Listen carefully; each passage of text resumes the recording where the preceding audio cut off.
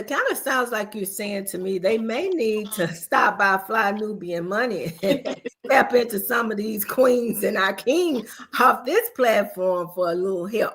Now, with that being said, we're going to jump over here to a few stats. Money-related guilt is one of the leading causes of hidden debt among Black women. Money-related guilt. Financial enabling increases the risk of bankruptcy by 40%. The Black tax affects over 70% of high-earning Black professionals. 1/3 of lottery winners file for bankruptcy.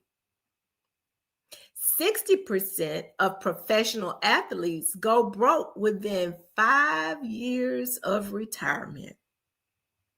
60%, you guys, 60%. You got to worry about CTE. Now you got to worry about not having any money when you retire. I know. Upside the head on the field. I know. I mean, and if you going broke, within 5 years, you got to go out and, get a regular job, I guess, and struggle like many of the others of us and worry about having benefits if you do have CTE and all of those kinds of things.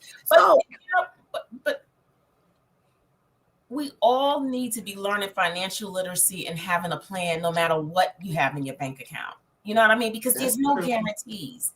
Life can change for everybody on a dime. Mm-hmm. You gotta have a plan. You gotta have a plan for how do you make sure you're gonna be okay with whether you got $1 to 1 billion. That's the importance of a plan. And we have got to start getting financial literacy and teaching it to our Black children while they're young. How do you start creating a financial plan for your money while you're young so that you don't run into these issues, right? Like this is like a classic narrative for our folk, and it's got to stop. And somebody in the comments said, I think it was Robert said that how come you don't see these type of situations happen with the white athletes? Well, I think one thing, the white athletes, they're operating with the higher net worth for their family members. They're not pulling their family members out of poverty. One thing, right. Whereas these athletes, okay, these are the ones that made it out. So then they've got the survivor's guilt. And then there's a very real thing that the other family members are probably in some type of economic deprivation. Absolutely. And you mentioned poverty. I want to pause right there. I don't want us to gloss over that because a lot of times these athletes, Black athletes, do come from, impoverished conditions.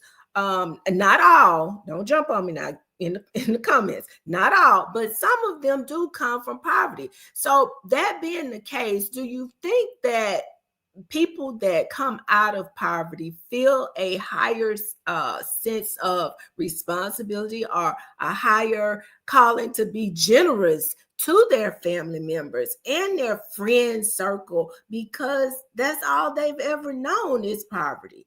Dr. Felice, I'll throw that one to you first.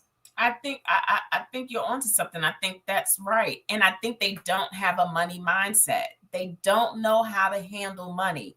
And so they get all of this money and they're like, they just passing it out. Like, you're going to be good. And before they even go, they tell their people, they set up the expectation. I got you.